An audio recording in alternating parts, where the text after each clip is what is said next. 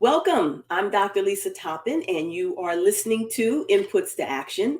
My guest today is Ernie Jarvis, and this is so exciting for me for so many reasons. We're going to be talking about Dr. Charles Drew. Ernie is the grandson of Dr. Charles Drew, but he's also an old neighbor of mine. So we have been connected. I'm going to say for more years than we should talk about. But I'm really excited to have this conversation today because of the contributions that Dr. Drew added to science for the world. And we get the special privilege of hearing from his grandson, and I'm going to say the particular insight from a family history and really capturing some oral tradition around Dr. Drew. So excited to have the conversation. Ernie, thank you for joining.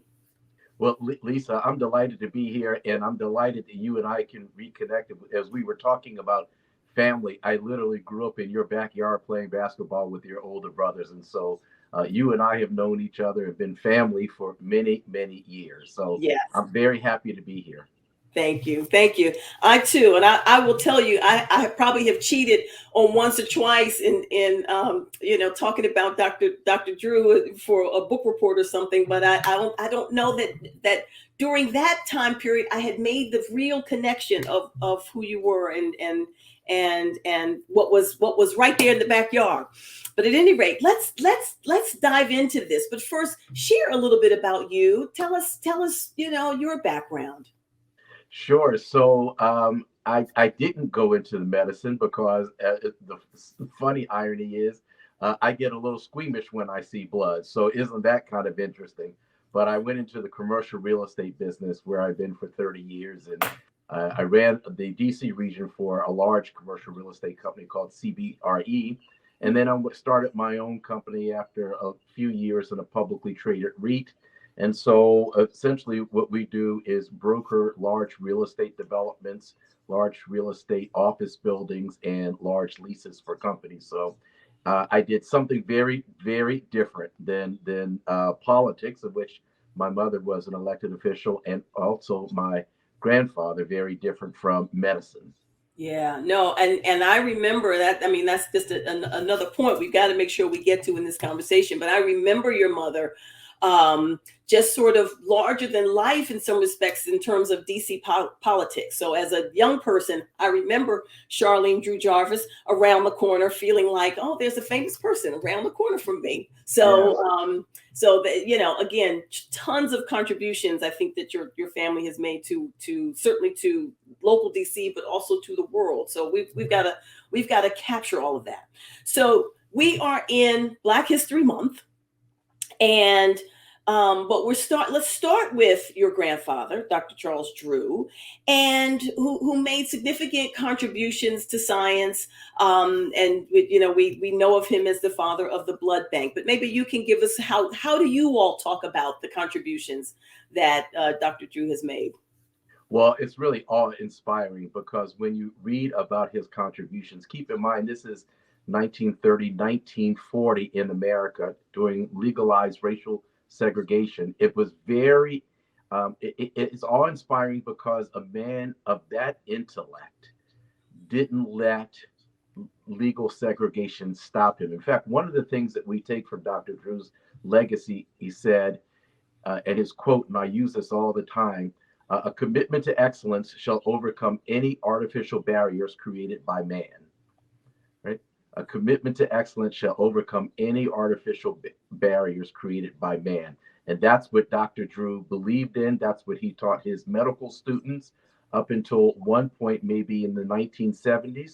He had trained more African American surgeons than anyone else. Wow. And that really is, I think, a testament to that commitment to excellence. But I think that's what he would like to be remembered by, not the blood banking, which was world changing, Yep. but training the next generations of African American physicians at Howard University. Yes, and I read that, and I appreciated that was his, at least what this piece captured, his desired legacy, that he had trained so many physicians and surgeons for the 9 or so years that he led the Department of Surgery there. Um, so so tell us a little bit about the man, because he is awe-inspiring. And before I ask you that, I'm just going to underscore what you just said. One of the things that I read was when he was going for, when I guess when they were sort of making assignments of fellowship, he got an assignment that didn't have patient contact, which might have been seen as a deficit. And so, but his outcome in terms of delivering that excellence was really to discover something that changed the world. Yeah, and it was, and I can tell you a little bit of the history of his path to medical school. He wasn't really a stellar high school student, but in the Spanish flu epidemic of 1917, his sister Elsie, his younger sister, passed away because of the flu, Mm-hmm. and that really ignited something within. He said to himself that he wanted to make a difference and be a physician and learn how to help people. And so, not being able to see people in person uh, certainly had an effect. It all worked out well for mankind, but really, he was focused on the treatment of people and the treatment of people of color. And Mm-hmm. so, that's what started his career in medicine.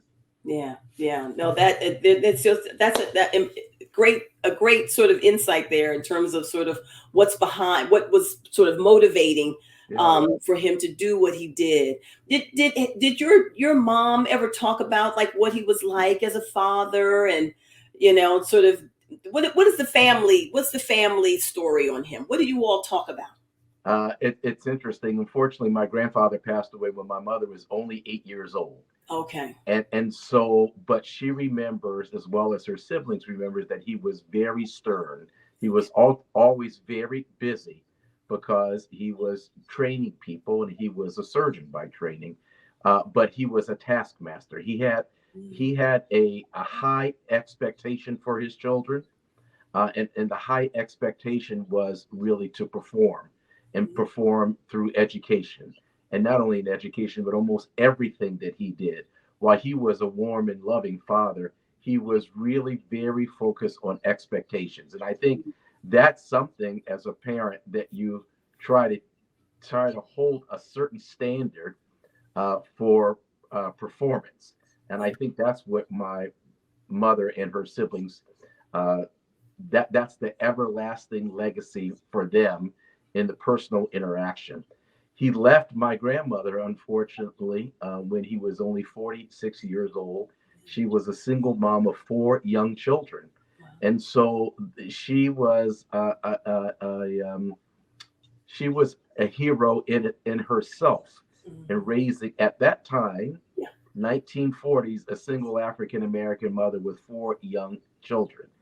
The doctors at Howard University were very supportive of the family because they had he had impacted their lives so Mhm. much. Mhm. And it's very interesting, Lisa, because one of the things that we talk about during Black History Month is the myth that how Dr. Drew died in a car accident. He had spent many hours in the surgical theater and was driving to Tuskegee to make a speech about banking blood. And he fell asleep at 8 o'clock in the morning. And the myth was, as perpetrated on TV shows like MASH and other big popular media outlets, that he wasn't given ample or sufficient medical treatment, but he was, in fact, Okay. given that. It was the environment in North Carolina in 1950 which made him drive through the night because Holiday Inn wasn't flashing the light and saying, Negroes welcome. So if you're driving in the South, 1950 America, there are not many places for you to stop. You certainly don't want to pull over on the side of the road. He Right. was accompanied with three other physicians. So can you imagine at 3 in the morning pulling over to the side of the road with four Negro men, Yeah. irrespective of who they are?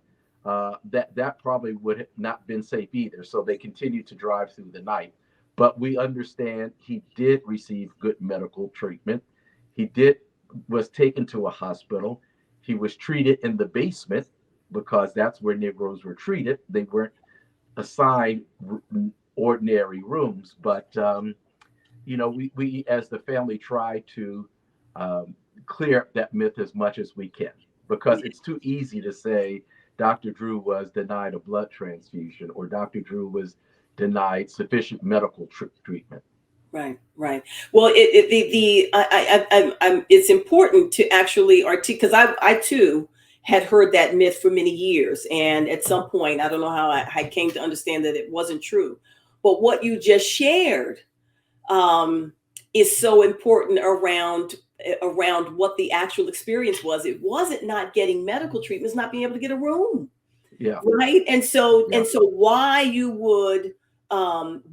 would continue to drive through North Carolina without stopping. Like there were so many layers of the social oppression that existed at that time that the conditions were not available for him to make any other choice. And yeah. that's an important part of the story, for sure.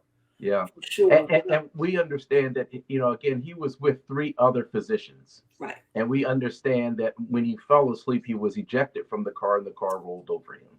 And Uh, so the other three physicians who were there couldn't administer proper treatment or life saving treatment, that his injuries were so extreme right. that he probably wouldn't have made it. So the other three physicians had told my grandmother before they passed what happened, Okay. and they weren't able to save him either. So Right. Right. I just really think that the Lord touches a number of people in a very different way, and the Lord put him on the face of the earth for a very short period of time, Right. and then he called him home. Very interesting enough, not only the blood plasma, but he was a terrific athlete. He played football in medical school, if you can imagine that. I know that one of your brothers is a physician. Could you imagine asking me how would you play collegiate football in the middle of medical school? You got to be you're special to be able to pull that off. That's just It, insane, right? exactly. And you may know a number of African American men who are in the Omega Psi Phi fraternity, better known as Qs. Dr. Drew wrote the Omega hymn for the entire fraternity. And so when I travel around the country and meet Omegas, they give me great deference because of Dr. Drew. He said, so this man was a missed the Olympics by the flip of a coin in 1936. That was the one that Jesse Owens ran in. He wrote the lyrics and the melody for the Omega Psi Phi uh, um, Omega Deer, the hymn, and then he did Blood Plasma, and then Lord took him away age 46. So, I mean, quite a man, especially during legalized segregation, a man from our hometown, Washington, D.C. And you and I haven't even really talked about yet the how he became to be known as the father of blood plasma. So he really did 4 or 5 life changing things in a very short period of time. Yeah. Yeah, Wow. yeah. Wow. I did not know those things. Now I'm going to say maybe maybe the higher power had something sort of worked out there that we get just Jesse Owens now and Dr. Drew Well, because right. yeah, But if he had done all of those things, that. But just the idea that he was positioned to do them all, amazing. yeah. It really is. It really Yeah. is. Wow. So what? Okay. So let's not leave that though. You said we haven't really gotten the full scope of the blood plasma thing. Let's talk about that. Sure. In World War II, on the battlefield, the Allied troops were losing thousands of lives because blood needs to be refrigerated. And in 1940s, you can't take a refrigerator to the battlefield. It just wasn't set up that way. So what Dr. Drew did in his research was to discover that you could separate plasma from whole blood and use a centrifuge um, and um, and separate those two and liquefy the plasma. The plasma itself didn't need to be refrigerated, but it was highly prone to be contaminated through the travel of the plasma to the battlefield, to the hospitals. So, in his research, he discovered how to not only separate, but also how to store and transport the plasma to the battlefield. That saved thousands of lives during World War II. When you go to give blood now, it's the same process that he discovered in the 1940s we use today. When you go to give blood on a blood mobile, it's the same process he discovered back in the 1940s. Keep in mind, this was a African American man, a man of color, making these discoveries. When he went to talk about them, he was denied access to stay in the same hotel as his colleagues. But again, his commitment to excellence and not letting artificial barriers stop him, he kept on going. So he became a one of the founders of the American Red Cross Blood Bank, and which is still in existence today. And he resigned that position because the Allied services, the Army and the Navy, um, prohibited or segregated black blood from white blood. And Right. to protest that, he resigned. And he said there's no scientific basis on which blood should be separated by race, only by type. Right. And so, Right. while he is having um, these great medical discoveries, he's still fighting the times that we lived in America. Right. And so he resigned that. But I think the highlight of his medical career then was the research into blood banking and blood transportation. He went on to be the first man of color, person of color, to be accepted into Columbia University and was the first to receive a master's in science, where he did a lot of his research. Very interesting enough because many people within our community think that he went to Howard Medical School. He Right. didn't go to Howard Medical School because he was an English class short of the requirements for how excuse me for Mhm. Howard excuse me Howard's medical school. So he went to McGill in Canada, In Canada, but I've then read. later came back to Howard to be the chief of surgery. Yeah. So he was in the 1940s. He was fairly busy. He was busy. He was Yes, busy, and I think I mean, just as you sort of described him as a taskmaster or having high expectations for the performance of his kids. How could he not? I right. mean, like you're doing all of those things. You have to be looking at that next generation and saying, okay, you guys, like let's go. Um, so with that, how again, I'm learning so many things, so I'm continuing to be blown away. And I've known about Dr. Drew. I mean, that's one of the early ones you learn about, Right, right. in elementary school. Um, so tell us a little bit about the next generation. So your mom and her three siblings. What was that like for them? And I would even ask you, what was it like having a presence like that? Albeit he had passed away. What did that do for your experience? And you had the double whammy because you've got not only Dr. Drew, but then you have your mother who is sort of really prominent in the city of Washington where you're growing up. It's not like you're showing up in eighth grade and nobody knows, right? Everybody knows. What was that like for you? Well, I was a very normal kid that got into a lot of normal problems. And when your parent, irrespective of their place in life, they're your parent and they holler and scream at you and you completely ignore them. But I Okay. think, but, I think what's very interesting to note during the time of segregation in Washington, D.C., we had some of the best teachers because they couldn't go anywhere else. And that integration some may suggest had diluted the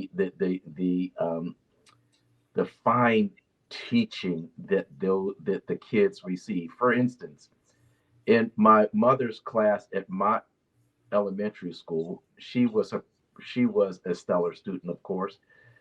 In that class came the first African American partner in a major law firm. In that class came the CEO of Disney Europe. In that class came Paul Reasons, who was the first African American to head the U.S. Navy's Atlantic Fleet. And her first cousin was in that class, Fred Drew Gregory. Dr. Drew's sister had a son named Fred Drew Gregory. Fred Drew Gregory went on to be the first space shuttle commander, a NASA space shuttle. And when I tell the story to people in front of him, I said, Fred was the first space shuttle commander of color. And he said, Ernie, I went 3 times. And excuse the expression, but he is truly a badass And, to oh, be the commander of 3 space shuttles. Last year, the United States Air Force Academy named a building after him. And when I called him and I said, Fred, did they name the gym after you? He said, no, cousin, an academic building. so, so that's the legacy that Dr. Drew and the Times left. And so, I'm in rarefied air, blessed beyond what I deserve. But our family, as a family of color in the United States, has 2 buildings on 2 different college campuses named after him. Drew Hall on the campus of Howard University, and then the Gregory Academic Building on the United States Air Force Academy's campus. Most you have to write a big check for that. And so when you talk about my youth and growing up in the household, yes, there were standards. Yes, the high expectation. Yes, the exposure, but it wasn't drilled into our head. We lived a very normal life. I yeah, mean, yeah, certainly very proud of the accomplishments. We were taught you were going to do something. It doesn't have to be in politics or medicine. You choose, but you're going to have to do something. right, right, And that is what I've tried to teach my kids. You can do whatever you want to do, but right. you have to do something, and you have to do it really well. Wow. Um, Yeah. Well, and your mother didn't stop because with all of those classmates that you just listed, she also got her PhD from the University of Maryland in is neuropsychology. Neuropsychology. And so the first part of her career, she started at the National Institutes of Health, that we know as NIH, in suburban Washington, and she studied brain activity of rhesus monkeys. Wow. And so many of my friends said that she got early training by studying brains of her own 2 monkeys, meaning her Right. children. That's You know, right. she had 2 boys, and that wasn't very easy for her to maneuver. But she's really an academician, Yeah. and she, she's still here in her 80s, and we're blessed to still have her. And so we had brunch the other day, and she's talking about brain activity, Wow. which I'm in the real estate business. I can talk about office buildings. It just goes right over my head. But she still has what was taught to her by her father: the pursuit of excellence, Yeah. establishing a record of achievement. And so we are very lucky that we have role models Yeah. who are really academics Yes. and, Yes. and, and, and intellectuals, Right. right? But yeah, and enforced, and they had a drive that said, it wasn't rhetoric, it was just do what I do, Right. right? And Right. anything that you want, Right. right? And anything that you want, but their drive, and I can assure you, it's not genetic. Um, uh, but it is their drive was just, I mean, go, go, Yeah. go, Yeah. push, train, learn, Right. expand your horizons. Yeah. And then share. And then Right. I share. mean, because I mean, that is the, I kept going back to Dr. Drew's legacy. That is the extension of what he was able to do through other training all of those doctors. Yeah. That is, and your mother training all of those young minds at Southeastern University. She was the Yeah. president of Southeastern University for several years. So Yeah. She, I mean, she had, it's really remarkable. She started off as a scientist, then an educator, then an elected official, and back to the president of a university. I mean, I think that and in her own way now, even at this point in her career, she just came off the board of UDC. Education is the equalizer. Yeah. We tell our children, and you and I were talking about this before we got on the call, we can't give our kids equality, but what we can give them is education. That's right. That's right. Right. Double and my parents too doubled down. Like Right. yeah, you will come out of this thing educated. Right. So, At the very least. Now, right. yeah, if you mess it up, you'll be, you'll have an education. And I remember your parents well talking about education and the importance of education. Yeah. Yeah. For sure. Yeah. For sure. So much investment there. So. Wow. Okay. So take me back to this piece because we didn't cover it, and I just think we got to put her on the record in a significant way. Tell me about your grandmother. What was she like? Yeah. My grandmother was, outside of my own parents, my two grandmothers were my favorite people in the whole wide world, and very different. My grandmother was a force because she had to figure out how to take care of these four children. Right. Dr. Drew was very accomplished, but at those days, the 1940s, your accomplishment didn't turn into financial gains. Right. And so she was very industrious. For instance, my Aunt Sylvia, my mother's younger sister, was going to go to Vassar College, and my grandmother couldn't afford it. And she wrote Mrs. Roosevelt, the first lady at the time, and identified herself as her. She was the widow of Dr. Drew, and talked about what Dr. Drew did. So Mrs. Roosevelt figured out how to get my Aunt Sylvia into Vassar and how to pay for that. Wow. So she was very industrious in figuring out how to advance her children, which was really remarkable.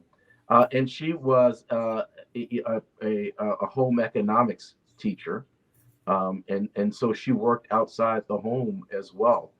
A little bit different than for 1940 and 1950, when a lot of the moms and a lot of the women could stay home. We found in our community that doesn't happen. That's You not have to what it get up is. and go to work. There's no generational affluence or generational wealth. But she was really a remarkable, just a remarkable woman, to make sure that her four kids had all the exposure and opportunities. As I recall, that the doctors at Howard um, helped buy her first house off the Howard University campus, because when my grandfather was the head of surgery, they lived on College Street on the campus of Howard University. If you may recall where the Wonder Bread factory is. I do. Yes, simply because he didn't want to be any distance from the hospital. Right. I mean, that was really his home. And so after he died, they moved into a neighborhood called Crestwood, where part of Barron is. Yeah, the physicians at Howard got together and figured out how to buy Mrs. Drew a house. Wow. So just out of reverence to what he had accomplished. Right. Right. But she did. She raised four wonderful children, all of whom did. None of whom went into medicine, but who did wondrous things in their own way. Yeah. Yeah. That's like if you're gonna go into, if you're Michael Jordan's children and you got to go into basketball, that's a lot to have to carry, right? That's a lot. That's a shadow there. I mean, there's only going to be one Dr. Drew to come up with to have all of the accomplishments that he had. Right. And so, the comparison's always going to be there. I think that was wise that everybody said, well, there are other ways in which to make a path. Yes. Sure. My mother went into politics, and my Aunt Sylvia went to Howard Law School, where she helped and then worked for the NAACP Legal Defense Fund in some of the great cases in the mid to late 60s that the LDF fought. I mean, she was a civil rights fighter herself. Wow. And then, one aunt went and had was a stay-at-home mom to support her husband, who was a physician, and they had four children Wow. as well. And then my Charles Drew Jr. was a teacher, and a couple of other things, but nobody just wanted to go to medicine. Yeah. There's no way to. I think your analogy is perfect. If you're Michael Jordan's son or daughter, almost the worst thing you can do is to go into basketball, because Right. you'll never, you always, there's an inevitable comparison in Right. which you Right. can't Unfair, surpass your parent. unfair comparison, but nevertheless, Unfair. that's going to happen for sure. Yeah, For sure. unfair. So, So yeah, his legacy continues with the Charles Drew Medical School, which is got its accreditation to be one of the few African American medical schools in the country, along with Meharry and Morehouse and Howard. mm-hmm. And the kind of the cool things that his legacy encompasses. The United States Postal Service named a postage stamp, or created a postage stamp um, in his with his face on it, and Yeah. and that was great. And the United States Navy named the 800-foot ship after him. Wow. And there's nothing cooler in the world than seeing a naval ship launched in San Diego with a family member's name on it. Um, I was able to go to 3 launches of the space shuttle, in which my cousin Fred was either the captain or commander. I mean, these are unheard of things, and I mean, what a blessing it is for me to have experienced those types of milestones, Right. and those types of contributions. My mom being a 6-term city council member here in Right. Washington, Right. and so yeah, I'm never going to be a doctor. I'm never going to be an elected official. I'm certainly never going to be an astronaut. But there's no pressure to do it. There's a pressure only to figure out what you want to do, Right. and that foundation helps you make a contribution. It gives you the confidence to make tough decisions, Yeah. uh, but follow your own path, follow your own vision, is Right. what I learned. That, I mean, this is just remarkable story. I didn't when we decided to have this conversation, I had no idea we were going to learn about Uncle Fred. Like, I didn't know about Uncle Fred. Like, this is a whole nother podcast. You realize that we've got to Yeah. go back and go in on Uncle Fred. and, Um, and so I didn't know, I just knew him as, he and I are very good friends because we have a lot of interests together. But when I was reading his bio, he had over 500 rescue missions in Vietnam. I don't know anything about the Air Force, but I have a friend who is quite an airplane buff, and he said, "Let me tell you, if you have 25 rescue right. missions, you're pretty hot. If you have over 500, you're badass." You're He flew, right. I mean, that's going into combat and retrieving somebody. 500. 500. And when I asked him about it, he of course downplays it and said, "Well, you're just sitting around and you're bored, and somebody says, 'Hey, do you want to go save somebody?'" He goes, "Sure." He flew in 50 types of aircraft. If you when you fly commercially, you look into the cockpit and you see all the instrument panels and all the knobs, and can you imagine learning 50 different ones? But then to go into space not once, 3 times, Three as he times. reminded me, as the commander or captain. That means you're the lead. Right. You're heading it, right? And, Not to diminish the importance of the rest of the crew, because they are highly specialized, right. but you have to be the leader of all those. This is a fellow who went to Anacostia High School, who grew up in Washington, D.C. Not anything stellar, no private schools, no being coddled, or yeah, and not advancing because of his uncle Charles at the time, Lieutenant Uhura, who was on Star Trek. Denise, her last name was Nichols, who just passed Yes. away. Yes.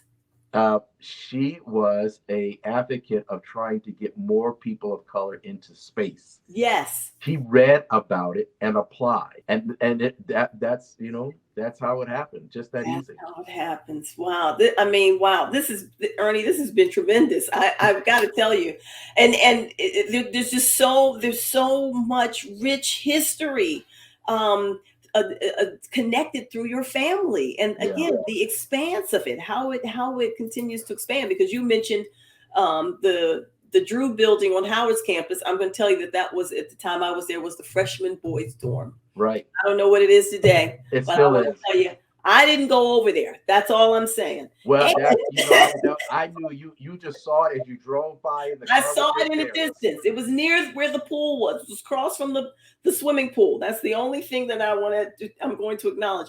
But you mentioned the Charles Drew medical school, which I mean, again, another an important part of our community. And I love that there's this extension of training more physicians in a formal way with the university in his name. It's just tremendous. I can't, I think you have given us so much. I can't imagine what else I should be asking you, but at the same time, I'm hesitant to let you go because I know there's more in there, but I just don't know what else we should be getting from this discussion today. But let me ask you this um, as maybe a closing question. We named this podcast "Inputs to Action" because I do believe as you get input, you are positioned to take action. And I love what you said about your grandfather's belief and sort of anchoring philosophy of excellence is going to help you. And I won't get the quote right, but the idea that excellence is going to help you hurdle any false barriers put up by man. We're in Black History Month. We're focused in on Black resistance. So we recognize that, you know what, we've come a long, long way, and yet there's more to do.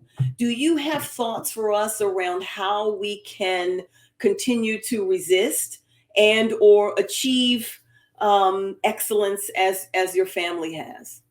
Well, you're giving me way too much credit that I can have an original thought. So my default quote is just what you said, that my grandfather once said: "A commitment to excellence shall overcome any artificial barrier created by man." Yeah, Right? yeah. It It doesn't it it, it can't be it, said it, it that. is the beauty in its simplicity, but its deep profoundness. Right? Yep, A yep, commitment to excellence. right. Right. A commitment to excellence. And that, I mean, that is the piece. And you said it earlier, that's the piece you can control. Yeah, Can't control all of the other things that happen, the artificial barriers, the reactions of other people. What you can control is the excellence. And very often, as we saw with your grandfather's experience, with your uncle's experience, people get open when there is excellence because excellence really does trump it. It really does. it really does. I mean, Yeah. and I look at Lisa, from my generation, and you and I and our peers always have difficulty. I mean, the George coming out of the George Floyd era, the DEI era, the fairness, the equality. But can you imagine what our parents and our grandparents went through? Our Right. problems pale in comparison to Right. what they do. Right. Right? Right. My kids, when I tell them about legal segregation during my lifetime, there are places in this country where we couldn't sit at the lunch counter. We had to use a different water fountain or a different restroom. They can't even imagine that. Right. And I'm just telling them a story about what happened in my childhood. Right. But our parents, our Right. grandparents, Right. my great grandfather was born as a slave in Richmond. Can you imagine what they went through? Right. Right? And so it gives me some humility when I think about that. And it's like, Ernie, you got to get over yourself. Look what the men and women before you went through. That's right. And I love that you point that out because although slavery feels like a long way away, we're talking two generations back. Your great grandfather, Yeah, in essence. not And that so long ago. that's not that long ago. I the same, my great grandmother, my grandmother was born 1901. Her mother was born 1860, Yeah, and but born into slavery. So really, and I knew my grandmother well.